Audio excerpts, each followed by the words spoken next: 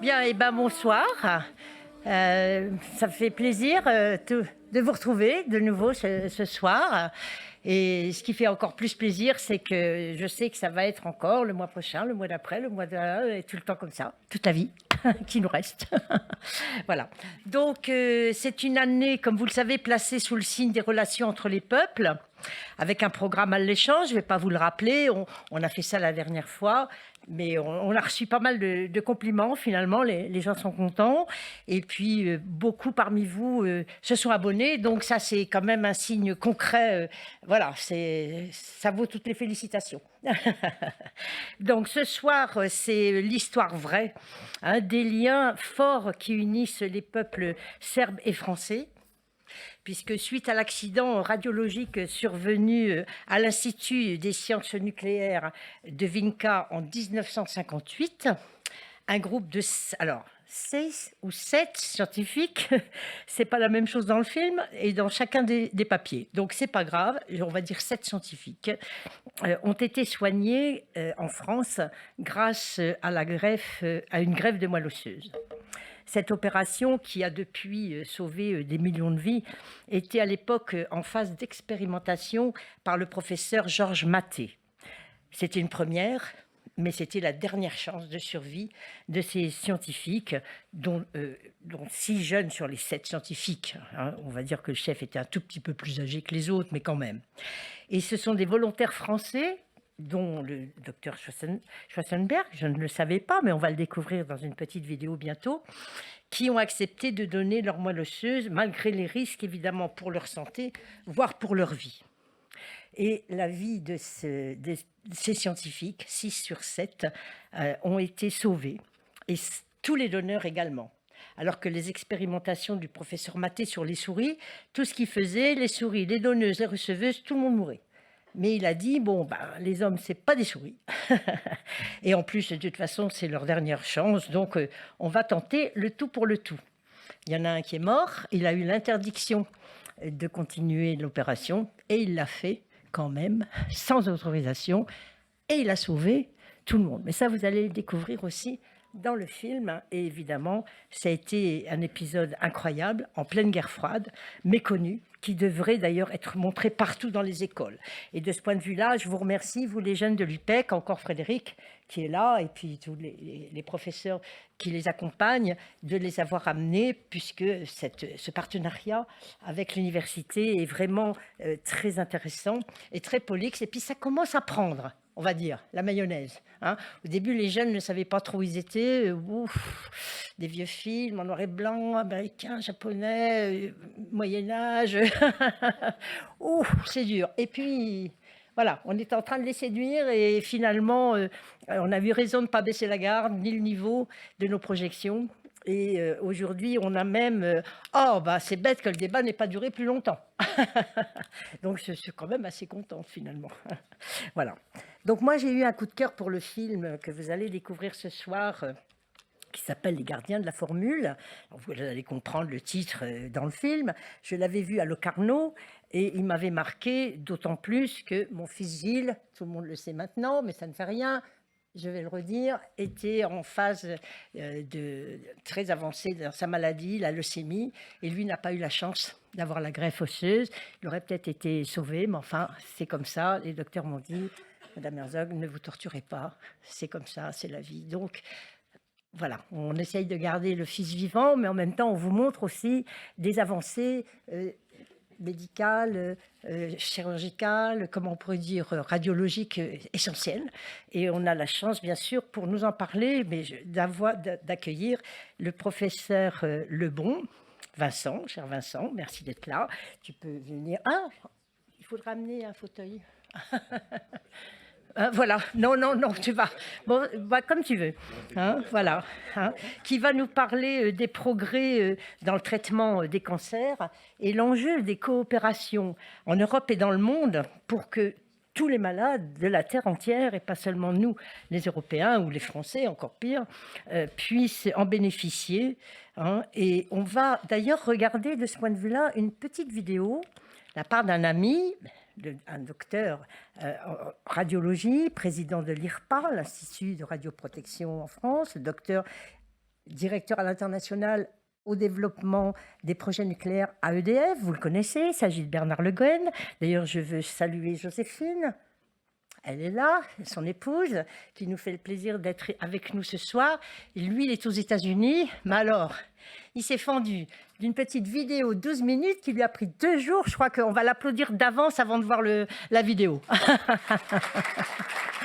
Parce que, voilà, vous allez voir, il a même fait la BD lui-même, m'a-t-il expliqué.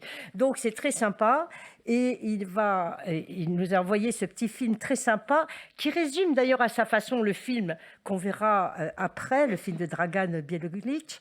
Et il nous parle d'ailleurs en fin de vidéo de l'évolution en matière de santé publique grâce à cette expérience incroyable du professeur Maté, qu'il a d'ailleurs connu personnellement. Il a connu toute l'équipe d'ailleurs, professeur Jamet du CEA, c'est le père de Bernard qui a connu le professeur Jamet, et puis le docteur Schwarzenberg, moi je l'ai connu dans ses livres, Requiem pour la vie, Requiem pour la mort, bon, tout ça, on a tous lu tout ça, je suppose. Donc cette soirée prolonge la soirée atomique, je ne sais pas si vous vous souvenez, ça ce sera pour après. On a fait une soirée atomique il n'y a pas tellement longtemps, au mois de mai. On a découvert Marie Curie et on avait passé un film sensationnel, Madame Curie, le seul qui existe sur elle qui vaille le coup, on va dire, qui est un film américain qui n'était même pas sous-titré en français. Donc, on l'a sous-titré et on a fait un partenariat avec l'Institut Curie, à qui je l'ai vendu après. Puis en échange, on a fait un petit contrat, ils donnent un peu de sous et moi, je leur donne le film pour le musée de l'Institut Curie. Donc, ça s'est super bien passé et on avait là aussi les chercheurs de l'Institut et la directrice du musée qui sont venus nous parler un petit peu des applications de la découverte du radium dans les activités humaines. Alors, pas seulement la santé, mais aussi l'électricité, je regarde Saïd, mais aussi les arts, mais aussi le numérique, mais aussi le spatial. Bref, les gens étaient scotchés dans la salle, ils ne savaient pas tout ça. Et c'est vrai que le nucléaire a permis de sauver des millions de vies, même s'il en a, on ne va pas le nier, tuer. Quand on fait la bombe, c'est pas bon, mais quand on fait de l'électricité ou quand on fait de la radiologie pour sauver des cancers, ça vaut le coup. Voilà, donc ce soir, nous allons entendre Vincent.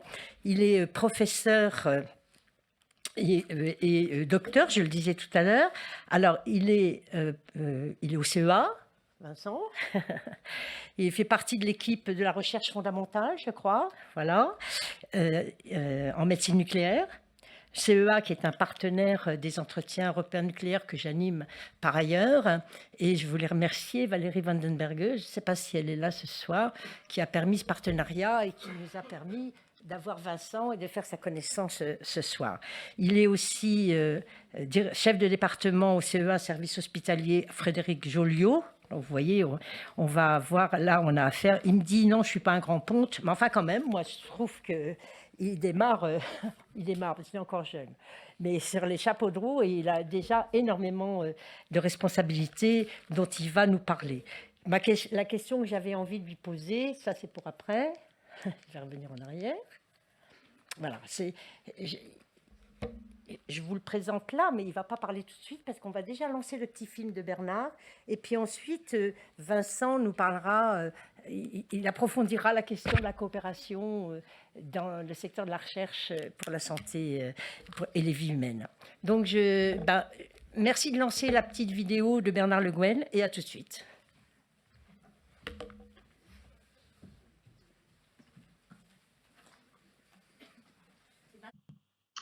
Bonjour, je suis le docteur Bernard Le Guen, président de l'IRPA, qui est l'Association mondiale de radioprotection.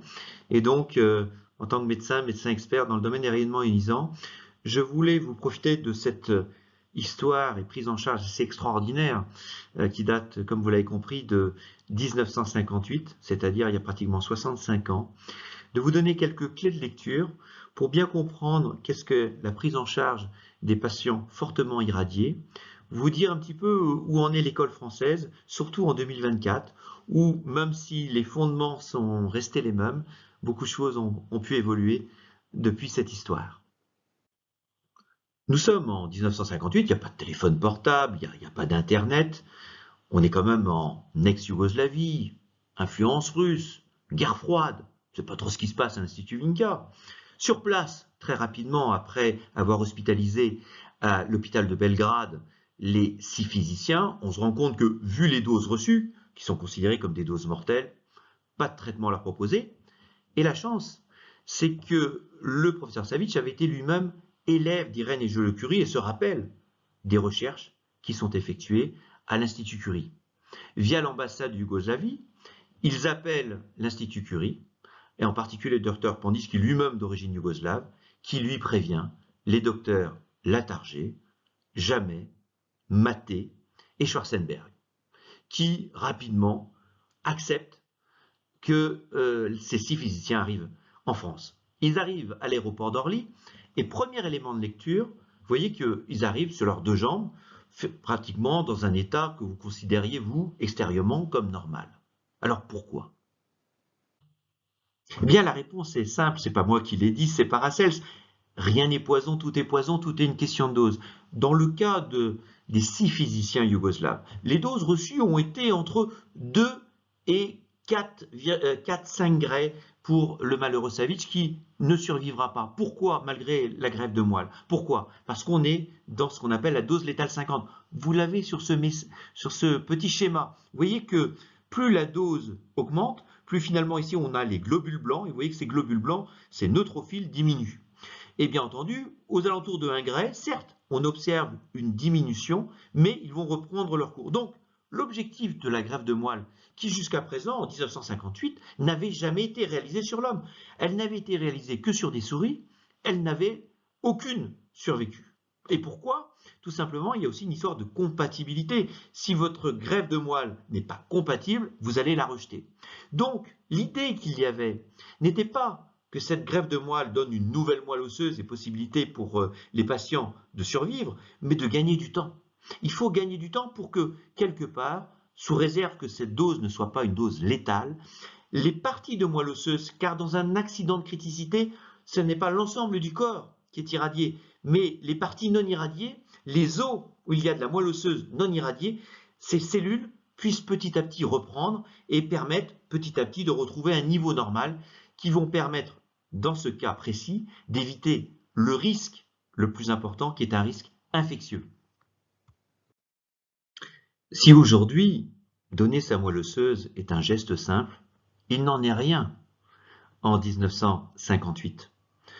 Et donc, Georges Maté prend la décision, avec l'ensemble de l'équipe, de faire appel, et il fait appel d'abord autour de lui. C'est pour ça que Léon Schwarzenberg est le premier à dire, enlever le doigt, à dire « moi j'accepte ». Il trouvera d'ailleurs un autre attaché à l'hôpital, et puis une mère de famille, Odette Draghi. 5 Français acceptent de donner leur moelle osseuse, et finalement, rappelez-vous les dates, 15 octobre, entre le 11 novembre et le 17 novembre auront lieu les transplantations de moelle après que les patients aient été endormis pour prélever la moelle et ensuite l'injecter. Le premier sera Vranić, puisque c'est lui qui est malheureusement qui souffre le plus, mais malheureusement il mourra 3 jours plus tard. Et non, monsieur Jamet, la mort de Vranić ne sera pas un échec. En effet, les 5 physiciens qui ne seront pas informés du décès de Vranić seront sauvés. Et le 16 février 1959, ils pourront par train rejoindre leur chère Yougoslavie. Cette histoire est à l'origine de liens extraordinaires entre donneurs et receveurs. 1 an plus tard, la seule femme de l'équipe se mariera, elle invitera les donneurs de moelle, et une histoire aussi touchante. Albert, je vous en parlais, qui était attaché à l'hôpital, qui est à l'origine lui aussi du don de moelle osseuse, malheureusement va décéder d'un cancer. Et son receveur, le physicien d'hôpital, va le rejoindre et va être à son chevet, à la Pitié-Salpêtrière pendant 3 semaines, jusqu'à sa mort, simplement pour lui dire merci. Alors, cette histoire est extraordinaire, est à l'origine de progrès incroyables dans le traitement des irradiés, mais pas seulement, dans la prise en charge et notamment des progrès sur la greffe de moelle osseuse. Et permettez-moi de vous donner quelques éléments où nous en sommes aujourd'hui, en particulier, est-ce que finalement la prise en charge a changé ou pas? Alors, pour pouvoir vous apporter des éléments et répondre à cette question, on va faire un saut dans le temps. On va se retrouver en 2006. On va se retrouver au Vaux-de-Cernay, en Vallée de Chevreuse, parce que il s'agit bien de l'école française. C'est bien l'école française qui est à l'origine de la prise en charge des irradiés, quel que soit le pays d'appartenance. Et au Vaux-de-Cernay, entre-temps, on a fait des progrès, notamment l'hématologie a découvert les cytokines. Les cytokines, vous les connaissez, notamment à travers des histoires malheureuses au moment du Tour de France. Le PO qui est un produit de dopage, c'est une cytokine. Il permet aux cellules souches de se différencier en globules rouges et de pouvoir se multiplier. Donc en utilisant de l'EPO, du GCSF et du TPO, le GCSF va jouer de la même manière sur la lignée blanche et puis le TPO sur les plaquettes. Donc en essayant de multiplier les globules rouges, les globules blancs et les plaquettes, on a l'espoir, pendant les 14 premiers jours, de pouvoir recoloniser, à partir des territoires de moelle osseuse qui n'auraient pas été irradiés, de pouvoir recoloniser, malheureusement, les territoires qui, eux, auraient été irradiés de manière fatale. Et si au bout de 14 jours, comme on aura fait également des progrès en termes de possibilités de greffe, on aura fait notamment des typages HLA, on va pouvoir proposer aux patients, sous réserve qu'il n'ait pas eu d'infection, car le risque numéro 1, bien entendu, si vous êtes en aplasie, c'est un risque infectieux, on va pouvoir lui proposer une greffe de moelle. Le consensus des Vaux-de-Cernay était un consensus franco-français, car il s'agit bien de l'école française dont on parle. Il était important de pouvoir aller au-delà des frontières. Et ce n'était pas chose facile. Il faut savoir qu'à cette époque, notamment les Américains étaient restés sur l'approche Georges Mathé, Henri Jamet, c'est-à-dire uniquement pour les syndromes irradiation sévères, la possibilité d'avoir accès à la greffe de moelle osseuse. Entre-temps, les Français avaient réussi à mettre en place, comme nous l'avons vu, les cytokines. L'idée a été de réunir, une nouvelle fois en France, non seulement des hématologues français, mais d'y associer des hématologues anglais et américains. Et au vu des résultats présentés, tout le monde s'est mis d'accord autour de cette table pour sortir un deuxième consensus qu'on pourrait appeler les Vaux-de-Cernay numéro 2, mais cette fois-ci reconnaissance internationale. Et quelques années après, nous avons bien fait, puisque si à l'époque l'utilisation des cytokines se faisait uniquement d'une manière expérimentale en France, les Américains ont fait reconnaître l'utilisation des cytokines dans le syndrome aigu d'irradiation. C'est la raison pour laquelle, dans le document que vous voyez à l'écran ci-dessous, c'est un document de l'OMS qui est un petit peu la trousse de secours en cas d'accident d'irradiation sévère ou d'attentat avec ce qu'on appelle des bombes sales, la possibilité d'utiliser des cytokines aujourd'hui reconnues. Alors, quel progrès attendu dans le futur concernant la prise en charge des syndrome aigu d'irradiation, donc de ces patients qui seraient fortement irradiés? Il y a deux chercheurs japonais qui ont fait une découverte fondamentale. Ils ont réussi la prouesse de transformer des cellules normales, spécialisées, de les reprogrammer pour qu'elles redeviennent des cellules souches pluripotentes. Ces fameuses cellules souches qui sont à l'origine de toutes nos cellules. Autrement dit, cellules souches peuvent donner des cellules du cerveau, des cellules sanguines, de cellules de n'importe quel organe. L'idée est la suivante. Lorsqu'une personne est fortement irradiée, on ne sait plus s'il lui reste des cellules souches sanguines, c'est de pouvoir prélever des cellules de peau, de sa propre peau, de reprogrammer ces cellules de peau pour qu'elles deviennent des cellules souches pluripotentes, de les différencier pour qu'elles deviennent des cellules souches sanguines et de pouvoir les réinjecter chez le patient. À ce moment-là, donneur et receveur deviennent les mêmes personnes, c'est ce qu'on appelle des greffes autologues, et à ce moment-là, vous n'avez plus du tout ce risque de rejet de greffe. C'est actuellement un des projets de recherche qui est réalisé en France et qui a été notamment financé par l'Europe. Je ne pouvais pas conclure sans rendre un dernier hommage à ces 4 pionniers de la médecine moderne qui ont réalisé cette prouesse extraordinaire de première greffe au monde en France sur ces 6 physiciens nucléaires yougoslaves. Alors, en haut, vous aurez probablement reconnu le professeur Georges Mathé. Georges Mathé, ici sur cette photo, où justement on lui rend hommage à l'hôpital de Belgrade en posant une stèle rappelant cette épopée de 1958. Georges Mathé, j'ai eu la chance de le connaître, moi en tant que jeune médecin, jeune externe, dans son unité, l'unité Fred Siguier, à l'hôpital Paul Brousse. Toujours dans cette unité, Léon Schwarzenberg, qui est resté toujours en contact avec Georges Mathé, y était également. Alors sur la fin de sa vie, après avoir passé tant d'années en cancérologie, il s'intéressait aux premiers cas de sida. Et puis en haut, c'est Henri Jamet. Alors malheureusement, j'ai pas eu le temps de chercher des photos parmi les photos parce que c'était un ami de mon père. Là, c'est une photocopie, une mauvaise photocopie, mais néanmoins, je tenais à le mettre. Alors j'ai toujours connu Henri Jamet avec son nœud papillon.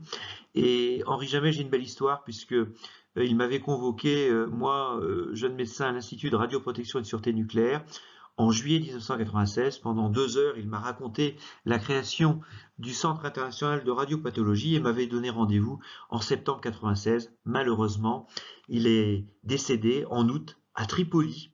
Et c'est pas par hasard s'il est décédé en Libye, parce que, au-delà d'être un grand médecin, Henri Jamet a été un voyageur invétéré. Tout en bas, c'est Raymond Latarjet, un Savoyard physicien qui est devenu ensuite biologiste et qui a été repéré par Antoine Lacassagne et qui est clairement le père de la radiobiologie en France. Son père était déjà connu d'ailleurs, puisque lorsqu'on parle de l'opération Latarjet, son père était orthopédiste et a donné son nom à une opération, notamment au niveau de l'épaule.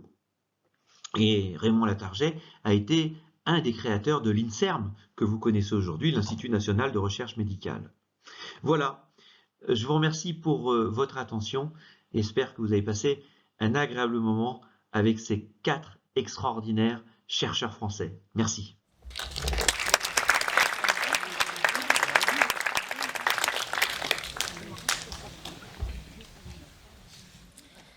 Bon, je m'étais promis de changer la photo du professeur Jamet parce qu'on aurait cru qu'il était irradié lui-même, mais non. Hein. C'était une photo de mauvaise formule, c'est le cas de le dire. Donc Vincent, alors je vais donner la parole.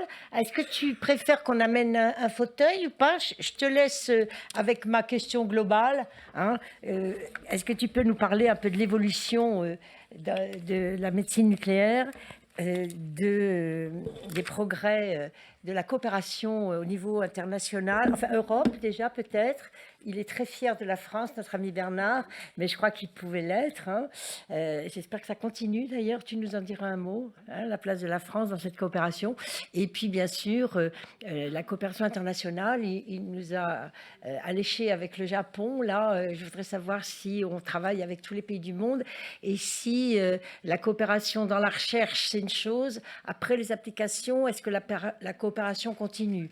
Je dis ça pourquoi? Parce qu'au moment du Covid, on a fait une conférence ici sur la réduction des... Enfin, on a essayé de comprendre comment on pouvait réduire les inégalités d'accès à la santé. On avait invité une grande chercheuse du Congo qui se réjouissait d'une coopération internationale comme jamais, où elle avait pu faire part des expériences Ebola, comment ça s'appelle, la maladie en Afrique, le palu, enfin, etc.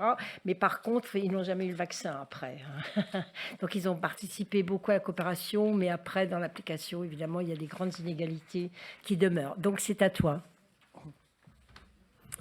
Merci beaucoup, Claude, pour cette invitation, pour cette présentation. Donc, rapidement, moi, je suis professeur de médecine nucléaire à Paris-Saclay. Je dirige un centre de recherche du CEA, qui est un centre de recherche en imagerie médicale. Et donc, je voulais partager avec vous quelques éléments de mon expérience personnelle et bien sûr des travaux de recherche de ces communautés de recherche qui utilisent l'isotopes pour la santé. Alors, je voulais commencer par partir de la très belle présentation de Bernard, qui malheureusement ne peut pas être présent avec nous ce soir. Je pense que c'est une présentation qui illustre les progrès considérables que la médecine a accomplis ces dernières décennies. Alors, c'est une approche un peu différente de celle sur laquelle je me positionne en médecine et de mon expertise, hein, puisque finalement l'expertise que Bernard présente, ce sont les progrès de la médecine pour finalement prendre en charge les pathologies aiguës qui résultent d'irradiation excessive au rayonnement ionisant, hein, ce qu'ils appellent les syndromes aigus d'irradiation. Ce qui me paraît intéressant dans la présentation qu'on a eue, c'est qu'on voit que ça a également débouché sur des progrès de la médecine qui peuvent bénéficier à d'autres patients. Hein. Les greffes de moelle, ça ne s'applique pas uniquement maintenant aux patients qui sont victimes d'irradiation aiguë. C'est évidemment important avec le développement de l'atome et de ses applications, de développer une médecine spécialisée en radiobiologie qui va se donner les moyens, je dirais, de réparer un peu les dégâts de l'atome lorsqu'ils sont mal contrôlés et lorsqu'ils donnent lieu à des accidents. Mais je crois que les applications de l'atome à la santé se résument évidemment pas à ça.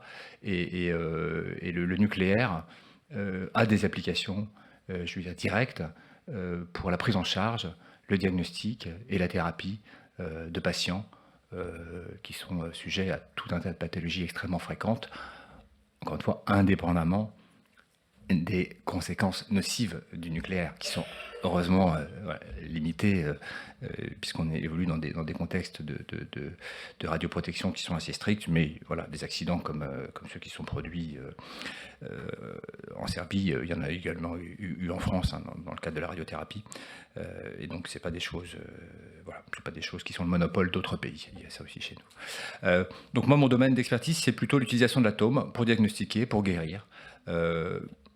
Tout type de pathologie, avec évidemment beaucoup d'applications en cancéro, mais pas seulement. On a souvent dans l'idée que la médecine nucléaire sert principalement les patients cancéreux. Ce n'est pas le cas, hein. Les applications pratiques dépassent largement le cadre de la maladie cancéreuse. Ce qu'on appelle la médecine nucléaire, c'est quoi? C'est toute la médecine qui va utiliser l'administration de molécules radioactives à des patients, soit à des très faibles doses pour faire de l'imagerie diagnostique, soit à des doses plus importantes pour faire de la thérapie, notamment ce qu'on peut appeler de la radiothérapie interne ou de la radiothérapie ciblée.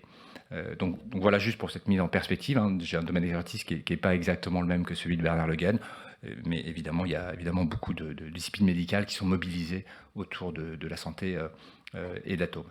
Alors pour revenir sur les questions évoquées par Claude, la recherche qu'on effectue en médecine nucléaire, c'est évidemment une recherche qui est très coopérative, hein, pour plusieurs raisons. Hein. Une raison importante, c'est que c'est une recherche assez coûteuse. Dès qu'on manipule des isotopes, dès qu'on commence à administrer ces isotopes à des patients, évidemment, les coûts associés deviennent très importants, pour des raisons principalement liées au référentiel de radioprotection, qui est très strict, et c'est une bonne chose. Hein, donc on ne s'en plaint pas.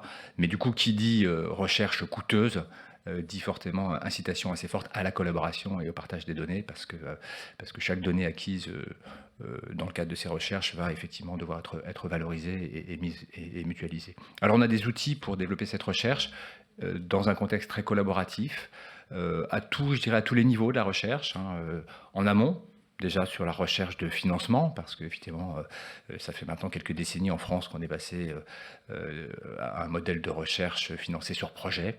Alors on peut en penser ce qu'on en veut, hein. Ça n'a pas que des avantages, hein. Il y a des collègues chercheurs qui sont très critiques de tout ça, mais en tout cas c'est clairement un mouvement de fond.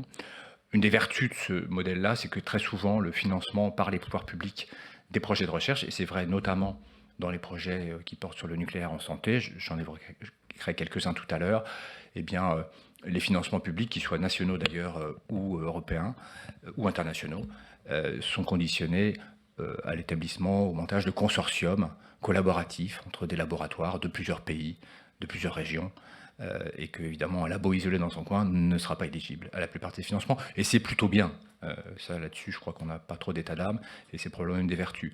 Alors, il y a au niveau français des appels à projets qui sont pilotés par l'ANR, hein, auxquels on est éligible dans ce type de recherche. Et au niveau européen, bien sûr, le pendant de tout ça, ce sont les programmes de financement de la recherche. Il y a eu H2020 jusqu'en 2020, maintenant c'est Horizon Europe. Ce sont des financements assez importants, hein. Les ordres de grandeur des budgets, c'est d'environ 100 milliards d'euros, hein, sur 7 ans, hein, c'est pas chaque année. Je pense que le budget établi sur 2021-2027 doit être autour de 90, je crois, milliards d'euros. Et donc ça, ce seront des financements européens, encore une fois, qui sont accessibles à des consortiums.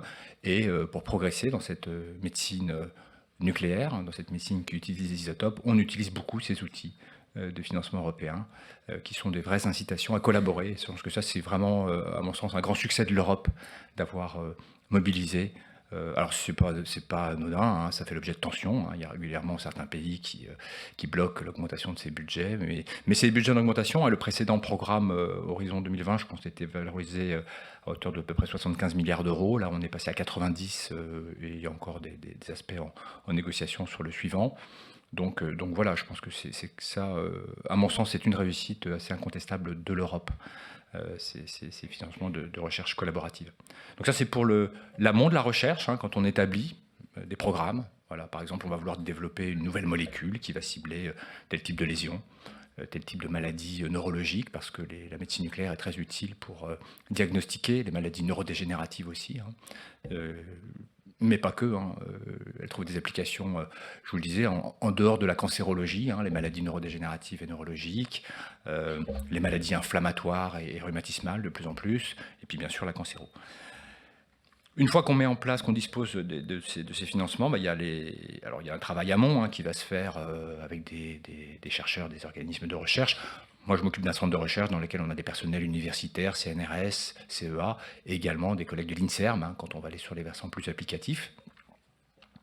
Essayer de transférer toutes ces technologies aux malades, ça passe par des essais cliniques. De plus en plus, les essais cliniques sont également très collaboratifs, hein. Ils sont multicentriques, internationaux. Je prendrai pour exemple des essais cliniques sur la maladie d'Alzheimer, qui utilisent largement la médecine nucléaire, hein. Maintenant, il n'y a plus un seul essai clinique de thérapie innovante. On ne peut pas dire que ce soit miraculeux pour le moment en termes de molécules, hein, et de médicaments, mais il y a encore des essais cliniques multicentriques internationaux qui visent à évaluer donc des thérapies innovantes pour les maladies dégénératives et notamment la maladie d'Alzheimer.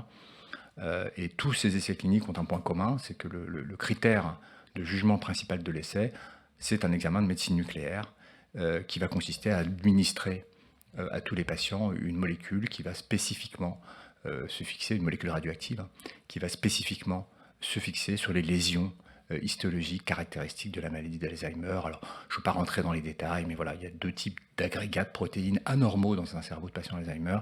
Les chimistes et les radiochimistes ont conçu des molécules radioactives qui spécifiquement vont se fixer dessus. Et avec des technologies modernes type PET scan, on arrive à quantifier tout ceci de façon non invasive dans un cerveau humain. Et c'est plutôt une bonne nouvelle parce que, évidemment, ce n'est pas un organe qu'on biopsie facilement. Voilà, ça c'est un exemple vraiment pratique. Et on est effectivement au CEA, on fait partie des centres qui sont inclus dans des essais cliniques internationaux où on évalue l'efficacité thérapeutique de molécules anti-Alzheimer à partir de technologies d'imagerie nucléaire. Donc cette recherche, elle est très collaborative et encore une fois, parce que encore une fois, les modes de financement nous y incitent et parce que de toute façon aussi le coût de ces essais cliniques fait qu'aucun centre isolé n'arriverait à les financer. Donc vous voyez, et puis après, vous avez également tout le système très collaboratif, intrinsèque à la recherche, qui n'est pas propre à la recherche en santé, hein, qui va être de la publication open data, l'open science, voilà, la mise en commun des articles sur des bases de données accessibles à tous. Alors, ça reste toujours une bataille avec les éditeurs de revues, hein, mais c'est des choses qui se développent beaucoup. Donc, de ce point de vue-là, je trouve que l'ère du temps est plutôt sympa.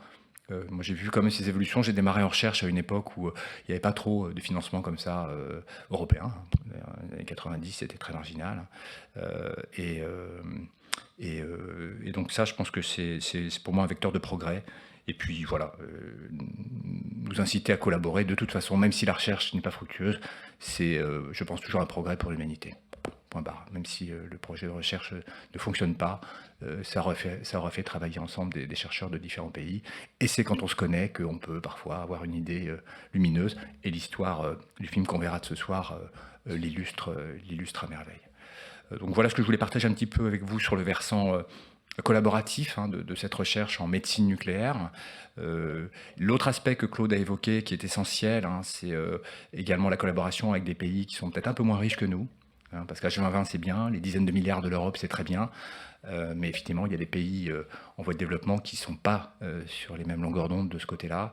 Et ça c'est vraiment un sujet, alors du coup ça va être des collaborations qui seront davantage à aborder dans le cadre de partenariats avec la IEA, hein, qui nous accompagne beaucoup, qui a un versant également de projets de collaboration avec des pays émergents. Bon, évidemment, il y a un enjeu à ce que ces pays émergents disposent de ces technologies aussi de médecine nucléaire,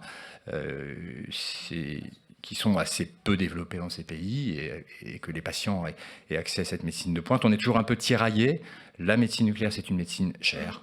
Alors, on ne va pas se le cacher, un PET scan, ça coûte 1 089 € à la sécurité sociale. Bon, voilà, on accepte, hein, ça permet de mieux prendre en charge les patients. On en fait entre 500 000 et 1 million par an en France. Hein. faites le calcul de ce que ça coûte, hein, mais voilà, pas d'état d'âme, hein, c'est utile dans la prise en charge des patients. Évidemment, vous savez bien qu'il y a tout un tas de pays et de peuples sur Terre qui n'y ont pas accès et qui ne sont pas prêts d'avoir accès à ce type de technologie. Donc voilà, il y a des enjeux aussi de démocratisation, travailler avec les constructeurs, à des appareils qui sont peut-être un poil moins performants, mais qui gardent l'essentiel de leur capacité diagnostique. Et puis également, je pense qu'il ne faut pas non plus se prendre les pieds dans le tapis. Moi, je suis évidemment médecin nucléaire, hein, je suis un avocat de ces technos, mais je crois clairement que la priorité pour beaucoup de pays, c'est d'avoir accès à des moyens de diagnostic de base. Et quand dans un pays, il n'y a déjà pas d'échographie et de scanner, je n'irai pas me battre pour qu'on aille mettre un PET scan dans ce pays. Je pense que ce serait même une hérésie et ce serait contre-productif. Donc je pense qu'il faut y aller graduellement. Déjà faire en sorte que tout le monde puisse avoir accès à l'échographie, au scanner. Hein. Ça permet de faire énormément de diagnostics et de suivi. Et puis, à mesure que ces équipements se diffusent, l'IRM ensuite, hein, qui est déjà un truc un peu plus raffiné, coûteux. Et ensuite, on verra pour la médecine nucléaire qui nécessite des ressources importantes. Et je pense qu'il ne faut pas se tromper de combat. Mais voilà, il ne faut pas non plus garder ça pour nous. Donc on est toujours tiraillé entre le développement de techno de plus en plus complexes, parce qu'on veut pour nous, pour nos proches, avoir des outils de ce qu'on appelle de médecine personnalisée, hein, c'est ça l'enjeu, hein, c'est développer ce qu'on appelle des radiotraceurs, hein, ceux qu'on utilise pour, encore une fois, voir les plaques Alzheimer, voir tel ou tel type de tumeur de la façon la plus précise, de la façon la plus adaptée à chaque maladie. Donc évidemment, cette médecine personnalisée, comme on le dit, elle a un coût. Hein, plus vous personnalisez les traitements, plus vous les produisez en petite quantité, entre guillemets, ou vous produisez vos molécules en petite quantité, plus ça va être cher. Il ne faut pas se le cacher. Donc évidemment, c'est un idéal auquel on aspire, c'est des choses sur lesquelles on travaille, sachant que ça ne va pas être des choses bon marché. Et puis voilà, on est tiraillé entre ça, cette volonté de personnaliser nos traitements et nos prises en charge, et en même temps l'exigence quand même d'accessibilité de ces soins. Il ne s'agit évidemment pas que ce soit une médecine de riches pour les riches et qui ne puisse pas être diffusée à minima sur le continent et puis évidemment au-delà. Donc voilà, je ne sais pas si j'ai abordé les questions que Claude avait évoquées. Si vous avez, Claude, dans son introduction, a évoqué beaucoup de sujets. Donc j'ai essayé d'en balayer quelques-uns en partageant sur la base de mon expérience, hein, qui est pas évidemment... qui est une expérience personnelle. Voilà, si j'ai raté quelques aspects de la question de Claude, je serais ravi d'échanger avec vous. Tu peux rester là, merci. On va prendre quelques questions. Donc, alors, une question ici, Eric. Préparez vos questions pendant ce temps-là. On peut en prendre plusieurs, hein, en même temps. Non, déjà une. Allez. Merci Claude. Il me semble qu'il y a un certain nombre d'isotopes pour la médecine nucléaire qui sont produits dans des réacteurs nucléaires et qu'un certain nombre d'entre eux, historiques, ont été arrêtés en France et au Canada. Alors, est-ce qu'on est en manque de production d'isotopes et où est-ce qu'on en est, je crois, de Jules Horowitz, c'est ça, qui doit prendre la... Le réacteur Jules Horowitz, oui, qui doit prendre tout à fait... merci pour votre question. Alors, il y a deux... en médecine nucléaire... il y a deux types d'isotopes qu'on utilise, ce qu'on appelle des émetteurs gamma, qui vont principalement provenir du technétium. Et ça, ce technétium, qui est très utilisé pour la scintigraphie, il est produit effectivement dans les réacteurs de recherche. C'était Osiris avant, mais qui a fermé à Saclay, qui doit être remplacé par le réacteur Jules Horowitz, qui est en construction à Cadarache, mais qui a pris pas mal de retard. Il y a pas mal de tensions, ça c'est pour la situation française, hein, il y a pas mal de tension à l'international avec d'autres réacteurs qui arrivent en bout de course. Néanmoins, il n'y a, à ma connaissance, pas de difficulté d'approvisionnement en technétium dans les services de médecine nucléaire français. Il y a à peu près 200 services de médecine nucléaire en France. Il n'y a pas trop de difficultés d'approvisionnement. Je pense que la raison, elle est assez simple, c'est qu'en parallèle de cette technologie de scintigraphie qui repose sur le technétium, il y a la technologie du PET scan, qui est plus récente, hein, c'est à l'hôpital depuis 15 ans à peu près maintenant, ça s'est développé, le PET scan en France, qui n'utilise pas ces isotopes technétiés. Pour le PET scan, on utilise principalement du fluor 18, qui est produit par des cyclotrons médicaux. C'est un dispositif qui est beaucoup plus petit qu'un réacteur de recherche. Un cyclotron, ça fait 2 mètres, etc. Et il y a un maillage territorial qui s'est fait en quelques années par les industriels, de cyclotrons médicaux qui produisent ces isotopes au fluor 18 pour le PET scan. Et donc le développement du PET scan, qui est quand même une tendance assez forte et très nette, je pense qu'on doit être entre 500 000 et 1 million de PET scans par an en France, du coup ne dépend pas de ces réacteurs de recherche sur lesquels il y a une tension. Donc voilà, s'il n'y avait pas eu l'émergence du PET scan et tous les progrès associés, je pense qu'effectivement ce serait une situation un petit peu difficile, mais il y a quand même une partie des examens qu'on faisait avant en scintigraphie conventionnelle avec du technétium qui sont progressivement remplacés par des isotopes fluorés, ce qu'on appelle les émetteurs de positons, qui peuvent être produits, qui sont produits par encore une fois, des accélérateurs beaucoup plus petits et dans le territoire c'est maillé en quelques années. Donc je pense que ça explique le fait qu'on a échappé à une tension trop forte, mais ça reste quand même un sujet parce que néanmoins la scintigraphie dite conventionnelle à base de technétium est encore utilisée en médecine et il ne s'agit pas d'arrêter complètement cette activité. Saïd, non Non, juste pour compléter sur les réacteurs de recherche, heureusement, on n'a pas un grand problème pour l'instant parce que, Osiris a fermé il y a déjà quelques années, mais pour l'instant, on utilise beaucoup le réacteur en Hollande, là, le HFR, et le réacteur belge, le BR2, et les deux marchent pour l'instant bien et ils couvrent vraiment les besoins dont on a besoin pour l'instant. Néanmoins, il faut anticiper, parce que demain, le réacteur hollandais va être en décommissioning, en démantèlement. Et donc, les Hollandais ont décidé de construire à nouveau. Donc, le gouvernement a pris la décision. Donc, c'est vraiment en cours maintenant. La première pierre va être posée. Et avec le réacteur de Gilorovic qui va venir, il peut compléter. Il n'y a pas de concurrence.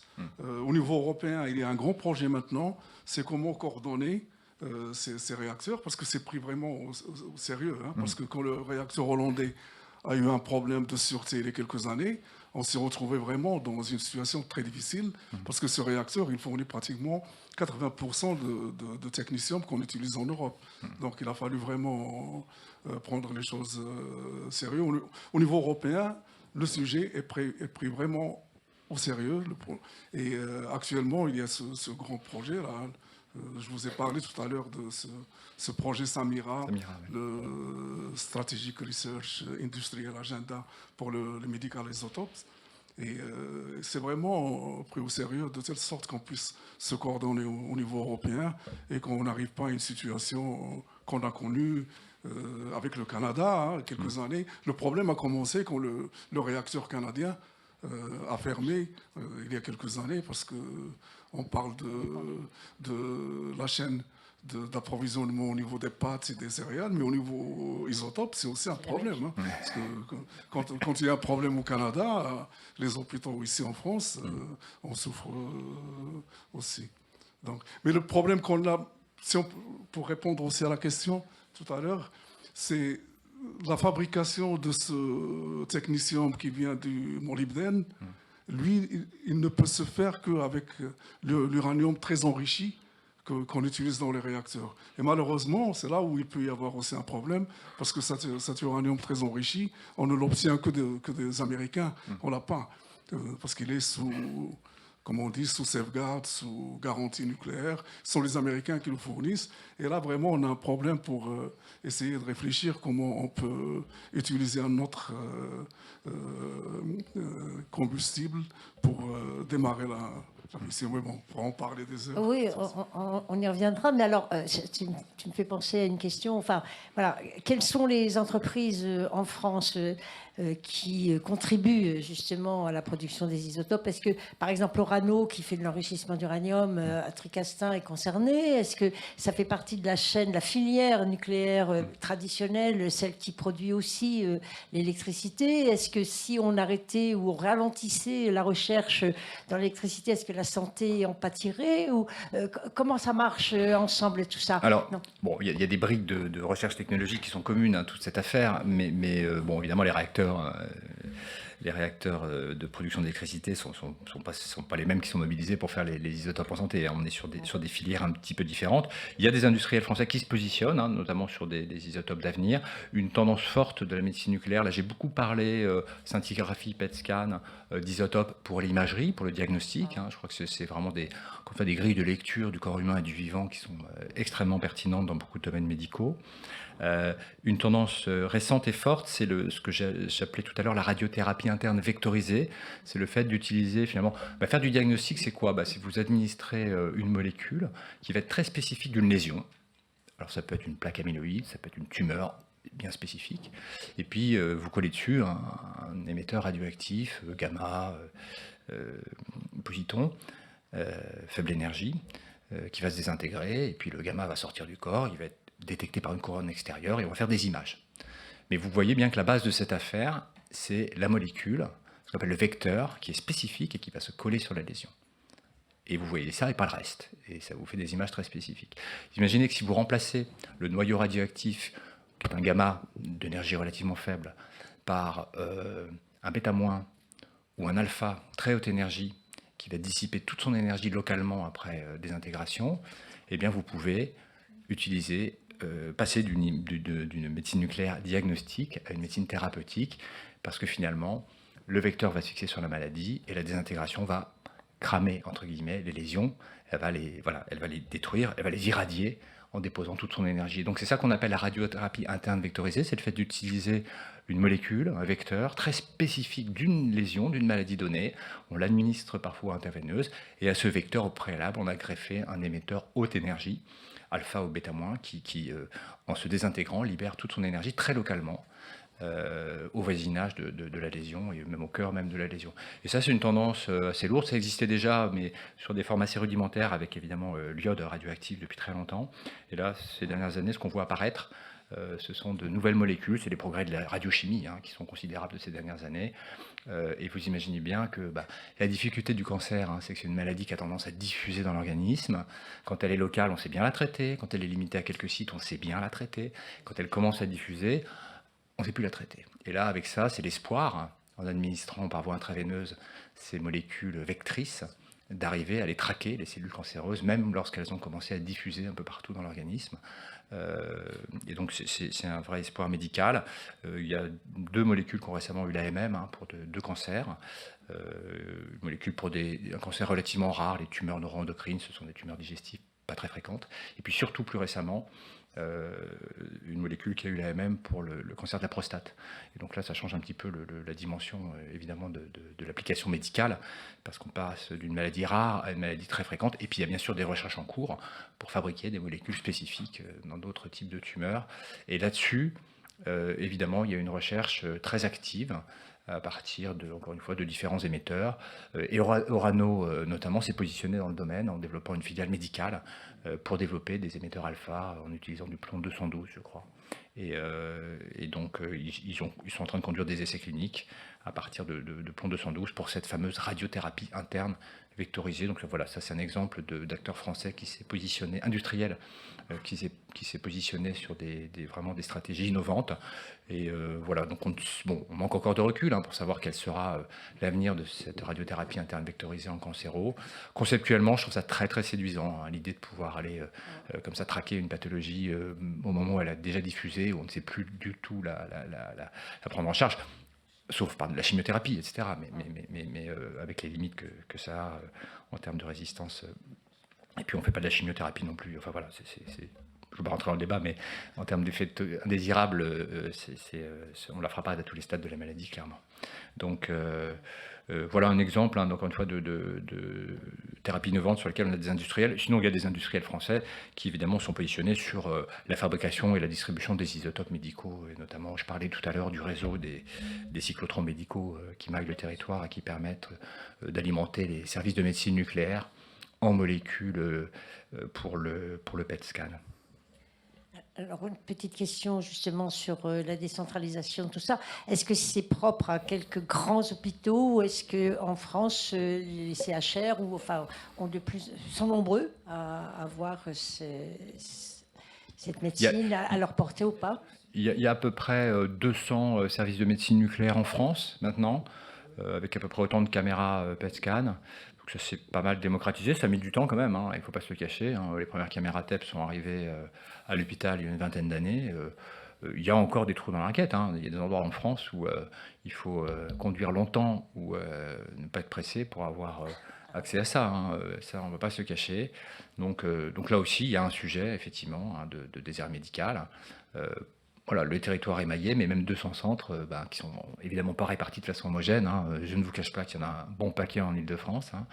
Et alors il y a plus d'habitants, mais c'est pas complètement proportionnel. Donc c'est des sujets. Hein. On l'évoquait tout à l'heure à l'international. Hein. Tout n'est pas réglé localement. La difficulté d'accès, elle n'est pas financière. Ce sont des examens qui sont pris en charge à 100%. On ne va pas demander aux patients de payer un pourcentage de leur PET scan. Donc il n'y a pas de sujet là-dessus.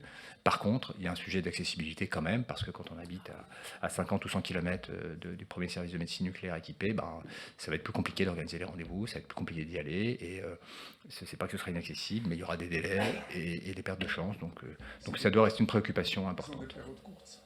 C'est des vies courtes. Oui, mais ce que tu disais... Oui, il y a une question là, Michel, je te donne la parole. Mais ce que tu disais sur la France, 200 centres, ça paraît quand même important. Hein. Voilà. Alors bien sûr, il faut peut-être faire un petit voyage en voiture où il faut attendre son tour parce qu'on a beaucoup de malades finalement. Alors c'est quoi la question? Il y a plus de malades ici qu'ailleurs, ou bien ailleurs ils n'ont pas accès du tout, il n'y a pas de centre en Europe ou pas beaucoup. Alors dans d'autres pays, alors je pose ma question tout de suite et puis Michel, je te donne la parole. On a vu la dernière fois que... En Afrique, par exemple, il n'y a pas d'hôpitaux, tout simplement. Donc, et quand ils sont construits, il n'y a pas de service IRM. Hein. Donc, l'AIEA a lancé une grande campagne. Ouais, les rayons de l'espoir. Les rayons de l'espoir, voilà.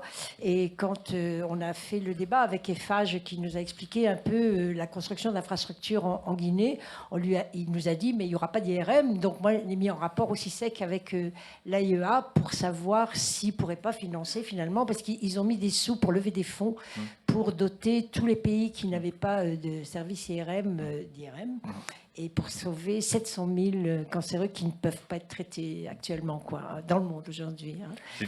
C'est vrai que la base du traitement, c'est quand même le diagnostic. Hein. Si on n'a pas les outils pour diagnostiquer correctement la maladie, on ne la traitera pas. Et une des particularités du cancer, c'est qu'un diagnostic de cancer sec n'apporte rien, en fait. Hein. On ne traite pas du tout de la même manière un cancer, selon qu'il soit local ou localement avancé ou disséminé.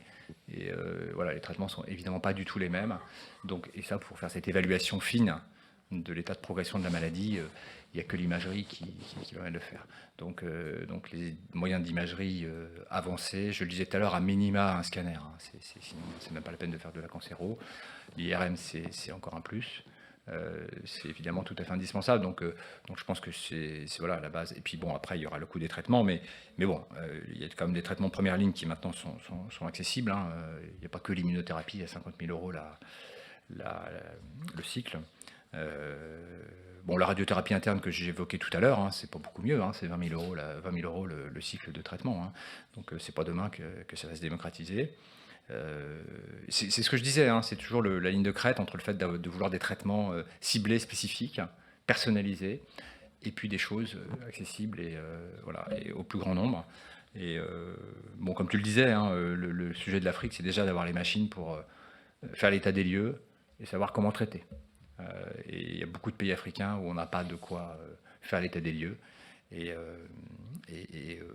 Donc ça, je pense qu'effectivement, de ce point de vue-là, le programme des rayons de l'espoir de l'AIEA est tout à fait bienvenu. Hein. Oui, en fait, on choisit comment entre la chimio et un traitement nucléaire? Parce que la chimio a aussi des avantages. Enfin... Bon, oui, alors en fait, il n'y a pas de réponse générale. Hein. La radiothérapie interne vectorisée, pour le moment, à l'AMM dans un nombre très limité de cancers. Hein. Donc, pour voir que pour la plupart des patients, c'est pas, il n'y a pas de l'option ne se pose pas. Je dirais que c'est la même chose que.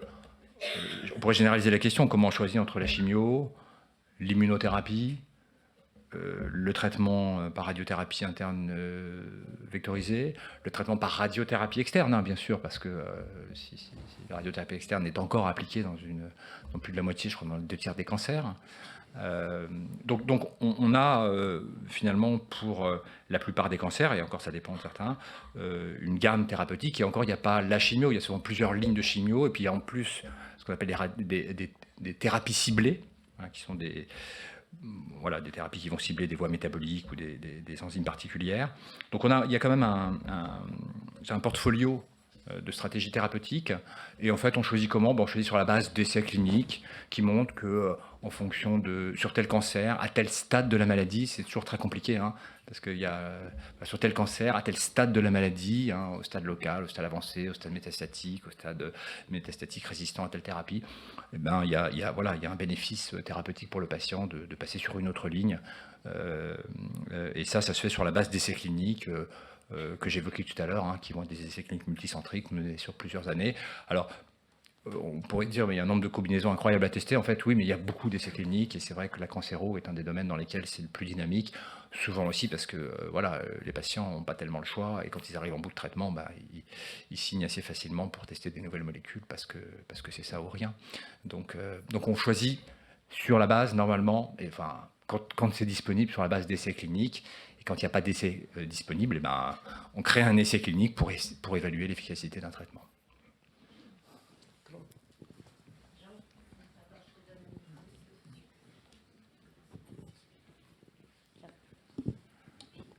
Est-ce que la radiothérapie interne, qui est plus ciblée que la radiothérapie externe, a moins d'effets secondaires, puisqu'elle ne touche que les cellules malignes, si j'ai bien compris? Alors là encore, il n'y aura pas une réponse générale à ça, mais effectivement, en fait, tout dépend de la spécificité du vecteur que vous arrivez à synthétiser. Donc, alors, le cas d'école, c'est les cancers de la thyroïde avec l'iode, où là, il n'y a pas beaucoup de tissus dans l'organisme qui vont être avides d'iode, comme le tissu thyroïdien. Donc, on a une très bonne spécificité. Et la radiothérapie interne va avoir tendance, effectivement, à avoir une assez bonne sélectivité. Alors, c'est pas complètement anodin, parce qu'il faut quand même l'administrer. Il y a un moment, ça va passer dans le sang ou dans le système digestif. La thérapie à l'iode 131, ça peut s'administrer par voie orale. Donc, il va quand même y avoir des troubles de l'œsophage, une sécheresse de la bouche, et puis ensuite, c'est évacué, vous l'évacuez dans les urines, dans les selles, hein, donc il peut y avoir aussi des troubles digestifs, hein, il y a quand même une dosimétrie qui n'est pas nulle. Mais c'est vrai que, de manière générale, le spectre des effets indésirables est beaucoup moins sévère que sur la plupart des chimiothérapies. Mais là encore, hein, la plupart d'eux. Et c'est vrai que cette spécificité chimique pour la lésion, c'est un des espoirs de cette approche, c'est qu'effectivement, ça limite considérablement le spectre des effets indésirables. Mais c'est jamais du 100%. Voilà, il y en aura quand même toujours. Et même sur la prostate, il y a quelques effets indésirables de détailler, parce que les récepteurs que va cibler le vecteur ne sont pas 100% spécifiques des cellules tumorales. Il y a un petit peu de récepteurs qui peuvent être exprimés par d'autres tissus, etc. Donc c'est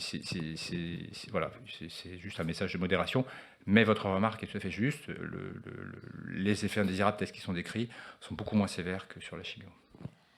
Alors j'ai encore une petite question. Moi j'en ai plein. Alors je ne sais pas si vous en avez, mais c'est une conférence un peu surréaliste, hein, dans ce cercle cinématographique. Mais bon, c'est très sympathique quand même, hein, et puis plein d'espoir en fait. Même si on se rend compte que c'est complexe, c'est très compliqué. Alors moi j'ai une question sur les âges des patients qui reçoivent la médecine nucléaire. Est-ce que ça concerne tous les âges? Tu parlais tout à l'heure d'Alzheimer. Bon, avec nos sociétés vieillissantes là, est-ce que ça va pouvoir s'exercer sur des personnes les plus âgées finalement pour les durer encore un peu plus?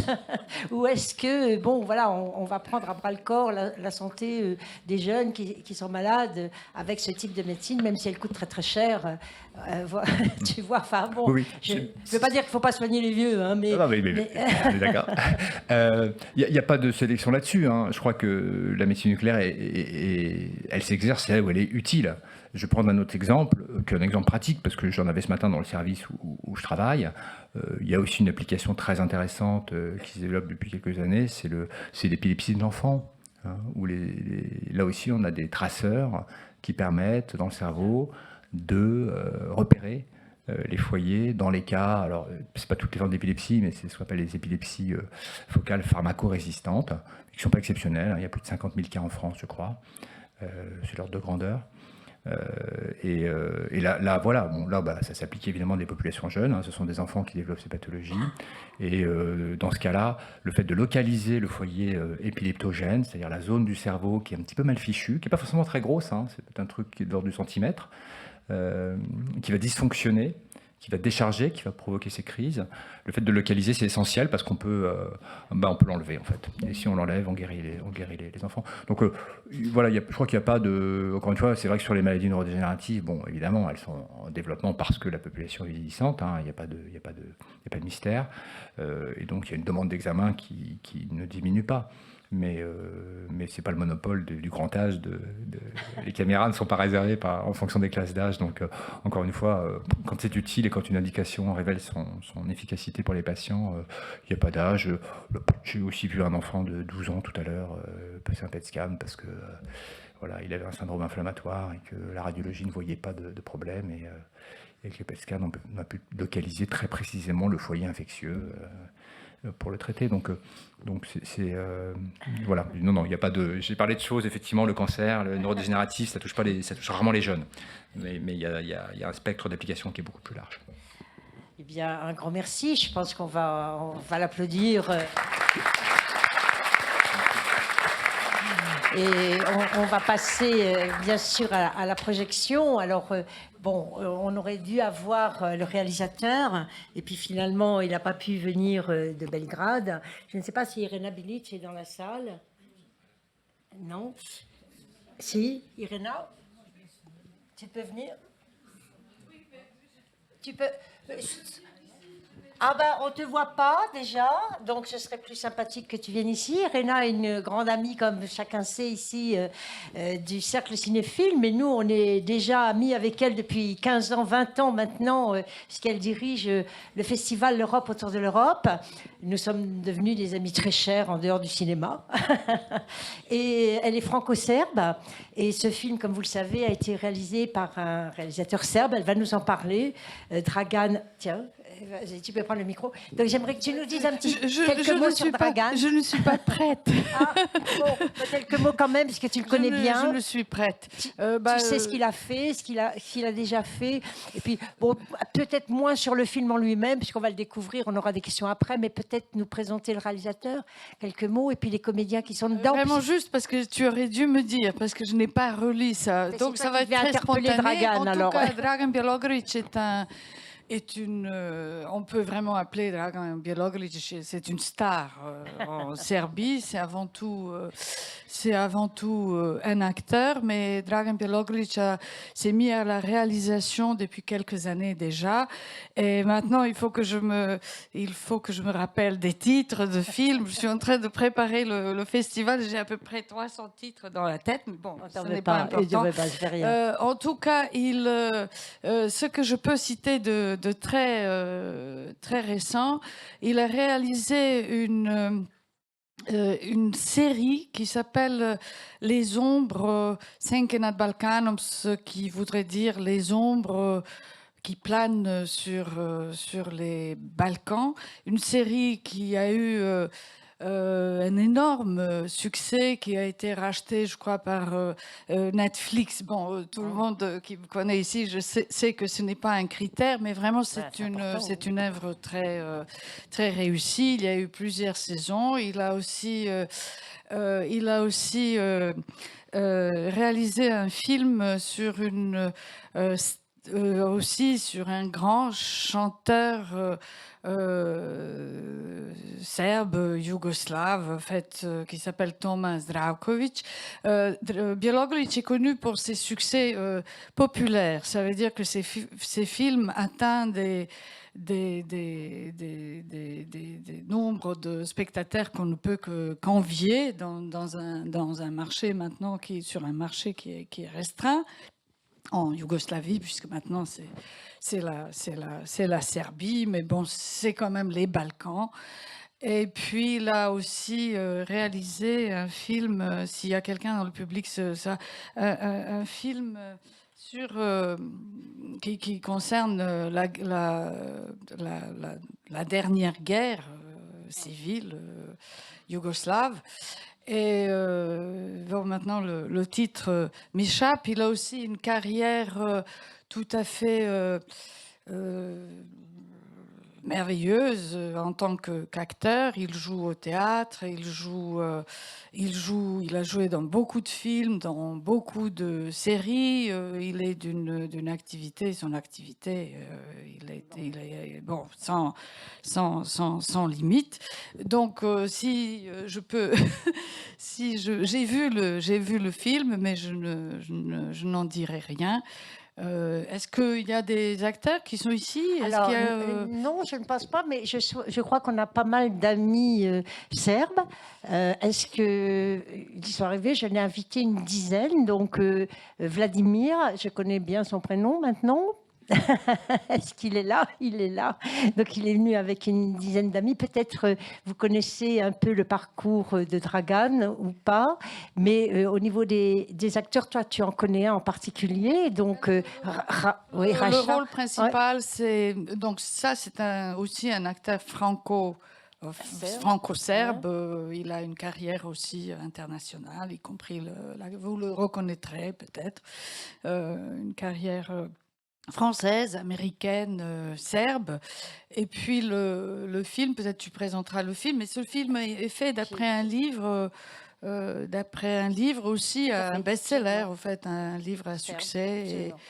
Et puis, voilà, alors je l'ai présenté déjà tout à l'heure à l'entrée de la conférence, donc je vais peut-être pas redonder parce que ça va faire redondance. Par contre, Vladimir, est-ce que vous auriez envie de nous dire quelques mots ou pas sur... est-ce que vous connaissez un petit peu le réalisateur et vous avez vu des films de sa réalisation ou vous l'avez vu dans des films et vous avez envie de partager avec nous ce que vous en pensez, tout simplement?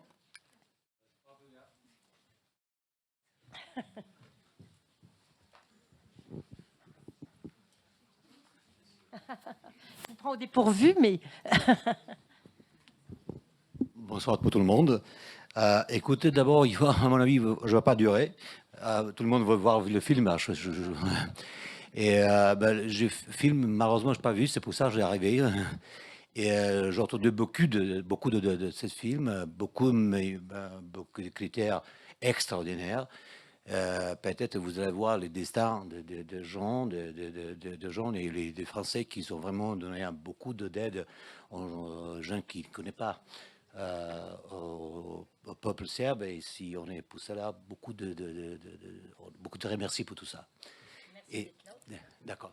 De toute façon, j'espère que ça va être... Oui, on va commencer. Alors,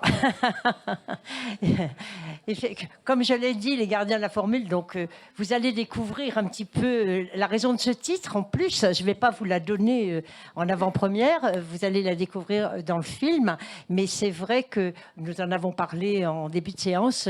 Ce film raconte l'histoire extraordinaire, méconnue, d'une aventure scientifique humaine, humaniste, si j'ose dire, entre la France et la Serbie à l'occasion d'un accident nucléaire en Yougoslavie et un appel à la France pour sauver les scientifiques yougoslaves, ce qui a été réalisé. Donc c'est l'objet du film.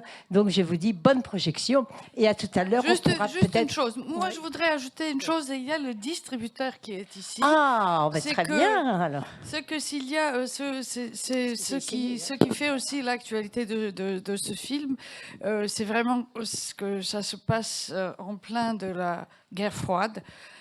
Et que donc peut-être qu'ensuite c'est sur quelques aspects historiques dont on pourra parler. Bon, bonsoir, j'interromps juste avant la projection. Je vous en prie, donc j'ai longuement discuté avec le réalisateur et effectivement le film, juste pour vous donner le contexte, a été présenté une fois en France au Festival d'Arras, donc vous êtes le premier public.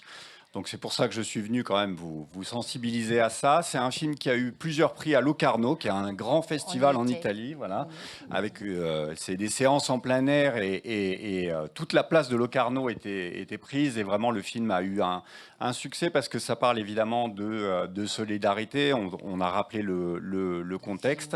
Voilà, donc vous êtes nos premiers ambassadeurs pour ce film qui sortira en juin.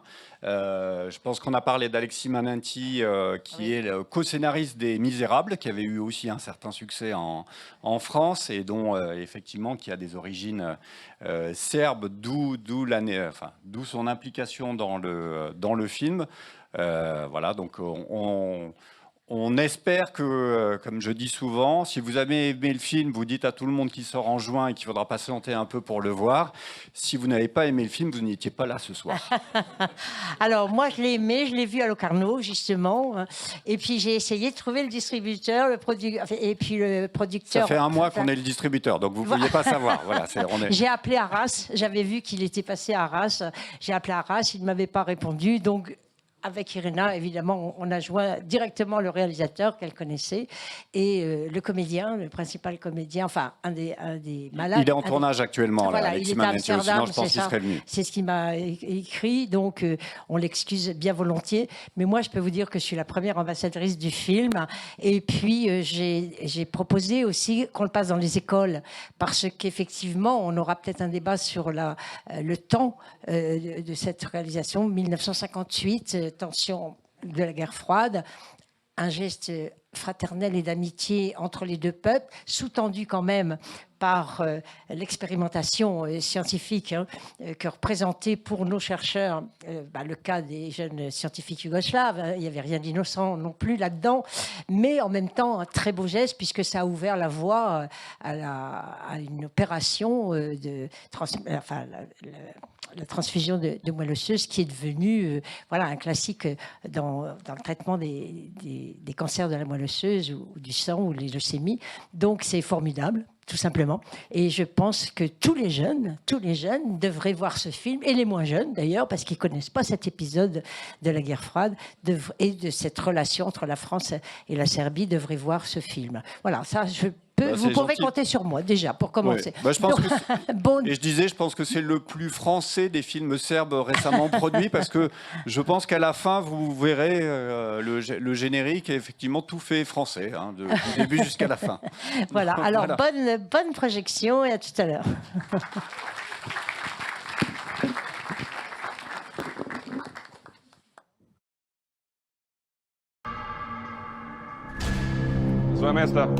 Ils ont été exposés à la radiation il y a 48 heures.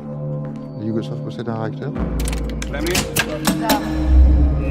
Soviétique ou américaine, l'offensive nucléaire peut être lancée à tout moment. Il faut que l'on trouve le remède contre la radiation.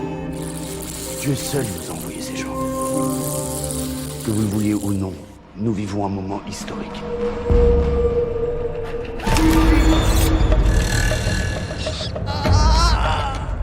Vous faites des expériences sur nous. C'est vous qui confondez tout. Ici, vous n'êtes pas en dictature communiste. Qu'est-ce que vous savez du communisme? Aucune idée. Quelqu'un bureautique, c'est vous. Celui des soviets. Tout le monde sait que nous en avons reçu pour être utilisés à des fins scientifiques. Papa, je suis venu pour donner mon sang pour les petits Yougos. On va pouvoir vous aider ici. Ti to znaš da uradiš ili ne znaš? To ne znam niko osim mene. To se više vratit neće, sad su prošli dani sreće, ali još te... Dans la vie, tout est lié. Chaque action en entraîne une autre. Allez! Ako ne uspeš, skidamo te s pravilom.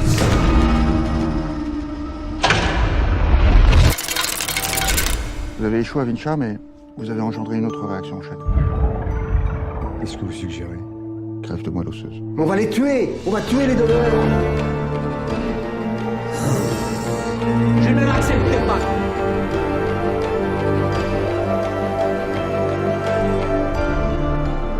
Dođe u životu trenutak kada čovjek mora sam da izabere svoj put.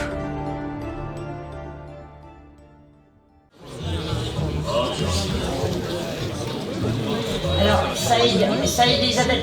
Les gens quittent la salle. Bon, je ne sais pas si vous avez envie d'avoir un petit débat, quelques questions quand même, ou pas. Donc, on va décider ensemble.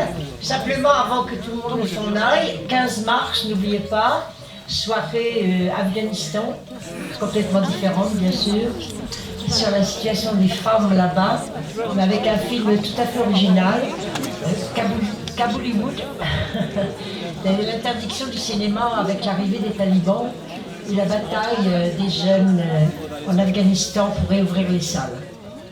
Donc on va marier les deux, la liberté des femmes et la liberté tout court, n'est-ce pas, la culture. Voilà, donc je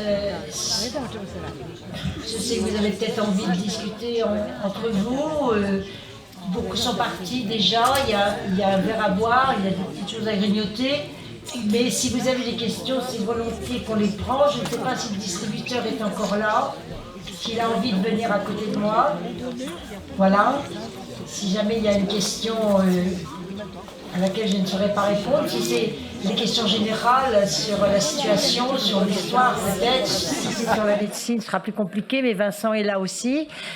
Donc, Vincent, tu peux venir à côté de moi si tu veux, et puis j'ai pas retenu le nom, Irena, si tu as envie de venir. Donc, est-ce que vous avez des questions ou des réactions ou des réflexions ou un petit mot gentil pour le film? Alors, je vois Jean Mariani qui lève son doigt, je vais lui donner le micro. Vincent, tu peux venir ici. Je n'ai pas retenu votre prénom. Hugues, vas-y. Irena, si vous voulez venir là. Non, mais on va voir, oui, bien sûr, bien sûr. Oui, je dois dire d'abord que ce film m'a beaucoup ému parce qu'il m'a rappelé mes 30 années de coopération avec l'Institut d'énergie nucléaire de Sofia en Bulgarie. Avec cet esprit, ce mélange d'anarchisme, d'autoritarisme, d'hospitalité et de rudesse, de rétro et de modernisme. Enfin, ça m'a rappelé beaucoup de souvenirs. Et ce style un petit peu néoclassique de tous les immeubles. Alors, j'aurais quand même une ou deux questions. On dit que le film est historique, donc c'est une histoire vraie, si j'ai bien compris. Alors, première question, est-ce que le professeur Maté cité, c'est bien le professeur Maté Professeur Maté, c'est celui. Ah, c'est lui, d'accord, bien sûr. D'accord. Et on lui a demandé son avis avant de faire le film, j'imagine. Enfin, il est mort il y a 10 ans. D'accord, ok. Deuxième question.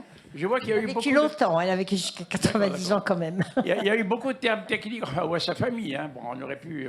Sa famille a droit, à l'image, si on peut dire. Voilà. Est-ce qu'il y a beaucoup de termes techniques qui ont été utilisés, notamment en physique, que je n'ai pas reconnu. Moi, je suis physicien. Est-ce qu'on a quand même demandé l'avis de scientifiques avant de sortir tous ces nombres, ces trucs, en fait, tout ce protocole? Et dernière question. Je ne savais pas que le prélèvement de moelle était aussi douloureux. Enfin, je pense que l'anesthésie existait à l'époque. C'est vrai qu'on sortait de la guerre. C'est une époque où on était moins douillé que maintenant, mais enfin quand même. Voilà, mes trois questions. Alors, sur les droits à l'image de la famille Maté, je n'en sais rien. J'avoue que non. Ce que je sais, c'est que Dragan a voulu restituer une histoire forte, méconnue, parce qu'on était en tension, on était pendant la guerre froide. Et aujourd'hui, évidemment, le monde traverse une époque turbulente. Il a répondu d'ailleurs dans Télérama, je ne sais pas si vous aviez peut-être vu son interview. Il avait eu un interview Télérama où je ne sais plus, Allociné, enfin je ne sais plus. Il avait en disant que le monde est difficile aujourd'hui, les tensions évidemment sont partout, les conflits, les guerres, et qu'il avait eu envie justement de montrer que dans ces périodes-là extrêmement difficiles et douloureuses, il existe des moments de fraternité, comme ils l'ont dit, les chaînes humaines qui sauvent des vies, et il a eu envie de faire ce film quand il a découvert le livre de... Alors, parce qu'il y a eu un livre, évidemment, sur cette histoire, j'ai le nom par là, j'ai plus mes papiers, mais enfin bon, il y a eu un roman sur la base de cette histoire vraie. Et en le lisant, Dragan a eu envie de faire le film. Il a mis 6 ans quand même pour faire ce film. Donc, à mon avis, il est allé à la source, il a été très précis. Et moi, Vincent est là. Vincent, tu peux peut-être dire quelque chose, mais sur les termes scientifiques ou médicaux, non. Mais je pense qu'il n'a pas, comment dire, triché ni inventé quoi que ce soit. Par contre, alors moi qui ai vécu dans ma famille et dans ma chair, même je dirais, des histoires douloureuses de leucémie, je peux vous dire que à l'époque de ma mère qui en a eu une, eh ben, les prélèvements de moelle osseuse étaient très douloureux. Et plus récemment, mon fils, qui est mort d'une leucémie, a eu des prélèvements de moelle osseuse pas douloureuses. Donc voilà, il y a eu des progrès formidables. À l'époque, c'était la première fois. Il faut quand même se rappeler de ces événements. Et en plus, la force de ce professeur Maté, qui est quand même un bonhomme un peu austère. Hein. Il paraît qu'il était comme ça dans la vie. Je vais donner la parole à Vincent, qui l'a peut-être connu. Bernard l'a connu, donc il aurait pu nous en dire quelques mots, mais il me l'a confirmé. Effectivement, c'est que... comment dire, j'ai perdu le fil de ma pensée. Bon, c'est pas grave. En tout cas, il a retranscrit cette histoire avec les personnages tels qu'ils étaient. Moi, je n'avais pas tilté à la première vision qu'il y avait Schwarzenberg dedans et le professeur jamais. Alors, ça, c'est très beau. Ils sont tous morts, hein, ces gars-là. C'était 58, on est en 2024. donc voilà. Donc, tu pourras peut-être nous dire un mot sur les termes scientifiques, mais la jeune fille a aussi des questions. On va peut-être prendre toutes les questions. Juste dire, donc, parce que je viens de trouver qu'il est basé sur le roman Le cas de Vinča, du professeur Goran Milašinović, qui est professeur, donc, voilà, qui a également collaboré au scénario. C'est pour l'exactitude. Voilà, pour l'exactitude, voilà. Et j'avais vu ça aussi. Alors, attendez, il y a des jeunes gens on va leur donner la parole d'abord. Voilà.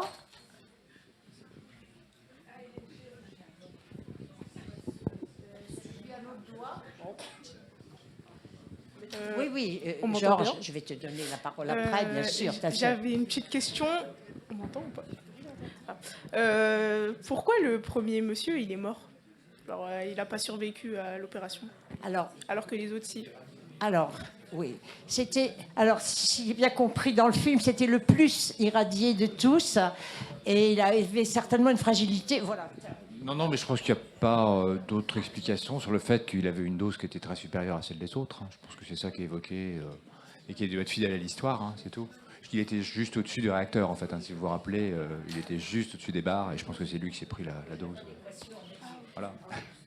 Voilà, et puis il y a aussi, alors je me permets de dire aussi, il y a la résistance propre et la volonté aussi du patient, hein, c'est-à-dire que les mêmes maladies, dans les mêmes conditions, à la même période, les mêmes soins, personne ne réagit de la même façon aux soins, donc il y en a qui guérissent et il y en a d'autres qui meurent. Bon là, en l'occurrence, pas de chance, t'es le plus jeune, t'es le plus beau, et voilà, mais... En tout cas, cette expérience-là, en fait, ce qui a permis à professeur Maté aussi de se lancer, malgré l'interdiction, c'est que son donneur a survécu. Et ça a été pour lui un soulagement extraordinaire. Il était formidable, d'ailleurs, ce donneur. Il serait mort, peut-être que la suite n'aurait pas été la même. Hein. Excusez-moi, j'ai une seconde question. Pourquoi il n'a pas eu de prix Nobel pour ça? Alors... J'ai une explication qu'a donnée d'ailleurs, enfin bon, qui est, voilà, il a sauvé des gens qui étaient en recherche de la bombe atomique. Hein, et donc, voilà, donc il fallait pas. D'ailleurs, cette histoire est restée méconnue à cause de ça. Hein, c'est-à-dire que la France a aidé à la vie, à sauver des vies de scientifiques yougoslaves. On était en guerre. Bon, la Serbie, comme vous savez, était du côté des Alliés, du côté des Russes, au moment de la guerre 40-45. Après, il y a eu la guerre, ce qu'on a appelé la guerre froide. Nos Alliés sont devenus, pas des ennemis, mais enfin bon, c'était tendu, on va dire ça comme ça. Et quand on a su que le professeur Maté avait sauvé des vies de scientifiques yougoslaves, ben, on a mis ça sous l'été noir un peu. Hein. Bien sûr, ça a aidé à la science, à la médecine de faire des progrès, parce que tout le monde s'est basé sur cette avancée inimaginable, fantastique, mais on n'a pas ébruité, et en même temps, le professeur Maté n'a pas été récompensé, mais ni l'équipe d'ailleurs, hein. Ni Schwarzenberg, ni jamais, ni personne de cette équipe. Oui, j'avais une question. Oui, alors une question là. Oui. Oui, mais il y a... Tiens. Une minute, désolé. Bonsoir à tous. En fait, on avait été en contact avec l'écrivain qui s'appelle Goran Milošević et qui a écrit le roman sur lequel s'est basé le réalisateur. Et justement, on avait organisé aussi une soirée littéraire avec ce monsieur-là. Et en fait, on avait posé cette question justement de pourquoi il n'avait pas reçu le prix Nobel. Et étant donné qu'il est médecin, donc lui nous avait expliqué que il n'avait pas reçu le prix Nobel parce que la transplantation de moelle osseuse avait réussi cliniquement, mais pas scientifiquement, pas théoriquement. C'est-à-dire que la transplantation de moelle osseuse, ça a été présenté juste au début, enfin avec la vidéo, c'est que c'était un moyen en fait de donner du temps pour que la personne atteinte du coup des radiations puisse se battre et que son corps réussissent à vaincre la maladie, enfin, et les radiations. Et du coup, c'est pour ça, en fait, qu'il n'a pas reçu ce n'est pas un remède en soi. C'est une course contre la montre. Et du coup, on a rallongé le temps. Voilà. Oui, mais avec le recul, le prix Nobel, il peut être donné quelques années après l'événement. Hein. Les prix Nobel, or, Maté n'a jamais été reconnu, enfin, il a été reconnu comme le médecin qui avait fait les premières greffes des moelles osseuses, mais derrière le prix Nobel, il y a toujours des enjeux politiques, hein, si j'ose dire, et géopolitiques. Donc, en l'occurrence, il n'a pas eu. C'est dommage parce qu'il est mort tard. Il est mort il y a 10 ans seulement, si j'ose dire. À l'hôpital Broch, il a été quand même... En plus, il était président de l'INSERM. Il a quand même été reconnu dans sa carrière professionnelle et de médecin. Mais bon, il n'a pas eu le prix Nobel. Voilà. C'est dommage, mais vous savez, les injustices dans ce genre de choses, dans la remise des prix, que ce soit le prix Nobel ou les Oscars aux États-Unis pour les grands cinéastes, hein, il y en a plein. Hein. Même Charlie Chaplin n'avait jamais eu d'Oscar. Vous vous rendez compte, hein. Donc, voilà. Mais en tout cas, c'est bien ce film. Alors, je veux le redire aux distributeurs. C'est vraiment formidable parce que, bon, c'est un film qui aura sa vie et une histoire, j'en suis persuadée, justement, parce qu'elle touche à la chaîne humaine, à des sentiments très humanistes, à une histoire méconnue qui mérite d'être connue. Et puis, toutes les familles... Enfin, vous m'excuserez de parler encore de moi, mais c'est plus fort. Je suis émue, évidemment. Toutes les familles connaissent, évidemment, le drame de la maladie et a besoin, à un moment donné, de faire appel, évidemment, à la science, à la médecine, à la chirurgie. Et, bon, avec plus ou moins de chance, on passe l'étape ou on ne la passe pas. Bon, voilà. Mais il y a quand même... Ça domine aujourd'hui... voilà, pour les soins des cancers. Pardon, j'ai compris, d'après le film, que Maté a fait ça sans autorisation du professeur Jamet, donc peut-être qu'ils sont supérieurs, j'ai l'impression, dans le film. C'était le directeur. Et est-ce qu'aujourd'hui, ça serait possible, sans l'aval de l'administration, de faire quelque chose comme ça? Alors, c'est même pas une question d'administration, hein, c'est que voilà, la recherche sur la personne humaine est extrêmement encadrée. Donc, il faut qu'il y ait l'avis d'un comité d'éthique, il faut qu'il y ait l'avis de la NSM, il faut, voilà, donc tout ça, c'est la préhistoire. Ça vous étonne, donc c'est de la préhistoire? Non, mais voilà, et c'est peut-être... Alors, je pense pas, mais c'est peut-être pour ça aussi qu'il n'a pas eu le Nobel, parce que le Nobel, on l'a de toute façon plusieurs décennies après, et les conditions dans lesquelles il a mené son essai étaient quand même olé olé. Alors, à l'époque, ça pouvait se faire. Maintenant, il ira en tôle direct, et c'est très bien, d'ailleurs. Mais il s'en foutait peut-être du prix Nobel en plus, non? Oui, c'était pas son sujet, donc de toute façon, puis même peut-être après. C'est un drôle de personnage, en tout cas. Georges, si vous voulez dire autre chose. Bonsoir, moi j'ai une question sur la réalisation du film lui-même, et notamment l'image présentée sur la salle de contrôle de la centrale. Moi, j'ai vu des salles de contrôle postérieures, mais est-ce que ça a été repris? Comment ils reconstituent un peu la salle de contrôle? Parce que ça a quand même énormément changé depuis. Ah bah oui, c'est sûr. Mais on va dire heureusement, je crois que pour ceux qui ont vu, c'est comme ceux qui ont vu la série de Tchernobyl. Hein, je pense que effectivement, voilà, les équipements, on parle de 1958. Alors, j'ai pas le document sous la main, mais à mon avis, ça, ils ont quand même assez bien documenté, savoir comment c'était. Mais pareil, ils étaient parfois dans de la recherche pure, et ils étaient dans de la recherche qui était confidentielle, parce que le but de la Yougoslavie, c'était évidemment que plus personne ne sache qu'ils étaient en train de mener ça. Donc, Mais est-ce qu'ils ont pu filmer réellement la salle de contrôle telle que... Non, je pense qu'elle n'existe plus. C'est une reconstitution, c'est évident. Pardon, oui, elle existe. C'est très bien fait, hein, en tout cas. Le fait, elle a été filmée sur le réacteur expérimental soviétique. Voilà. On aura le choix du réalisateur, parce qu'il trouvait que le réacteur était un peu trop moche. Oui. Bon, ben voilà. Alors, j'ai ma réponse. Voilà. Je pensais Mais bien. par contre, effectivement, pour ceux qui suivent un petit peu les innovations technologiques dans le nucléaire, il est bien évident qu'aujourd'hui, tout est numérisé en plus dans ces salles de contrôle de réacteurs. Donc, bon, ça ne pourrait plus arriver comme ça, impossible. Même déjà au moment de Tchernobyl, ça a été un petit peu différent. Ça s'est fait dans les salles et c'est le réacteur là par contre qui a failli exploser.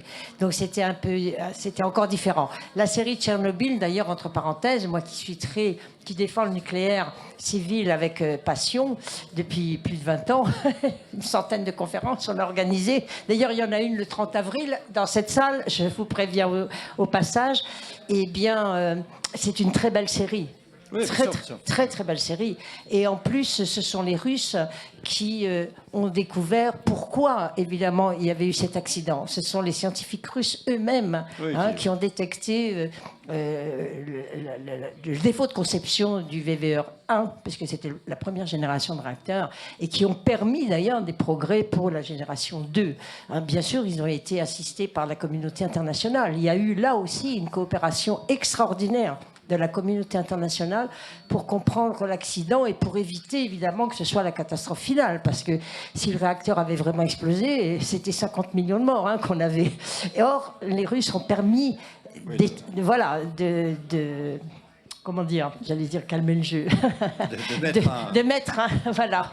Ils l'ont payé cher, mais en même temps, ils ont permis le progrès du nucléaire civil, énormément. Alors, je voulais juste dire aussi, parce que vous en parliez et en discutant avec le réalisateur, c'est que le film a eu un effet aussi en Serbie, c'est qu'il a aidé aussi, et c'est une question qui est très actuelle, sur tout ce qui est don de sang, de plasma, etc. Pas que, évidemment, la moelle osseuse, parce que si je ne me trompe pas, je suis quand même un peu renseigné, mais maintenant, il faut s'inscrire sur un fichier, on a le droit de s'inscrire jusqu'à 35 ans. Alors, on peut être appelé plus tard, mais... Oui, jusqu'à 65. Oui, mais on peut s'inscrire... Avant, c'était ça. On pouvait s'inscrire jusqu'à 35 ans et on pouvait donner jusqu'à 60. Mais je crois que ça a un peu évolué. Mais en tout cas, ils ont fait des actions pour... parce que le don de plasma est une problématique aussi, le don du sang également. Et ça a sensibilisé beaucoup de gens à se rappeler que, voilà, ça aussi, la chaîne humaine est importante. Ils avaient fait... les gens qui donnaient le sang pouvaient aller voir le film gratuitement. Alors, je ne sais pas si on va reproduire ça, mais peut-être acheter une place offerte. Pas mal. Eric Bonche. Je crois que nous allons pouvoir particulièrement féliciter Claude parce que derrière ce ciné-club, nous avons vu à la fois un film qu'on n'aurait sans doute pas connu, extrêmement émouvant, rappeler un contexte politique, l'intervention de ce, compte tenu de mon âge, de ce jeune professeur, je ne sais pas comment il faut l'appeler, Vincent. Docteur, voilà, qui finalement fait quand même une filiation.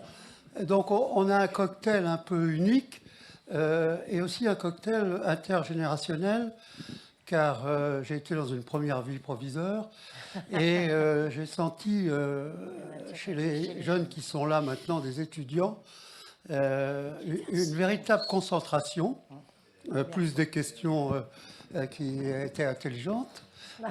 Donc voilà, et je pense qu'on peut donc non seulement valider cet extraordinaire projet que Claude et Philippe ont lancé, Mais je peux le dire aussi, faire une salve d'applaudissements pour l'énergie, l'intuition et la qualité de ce que nous offrent Claude et Philippe.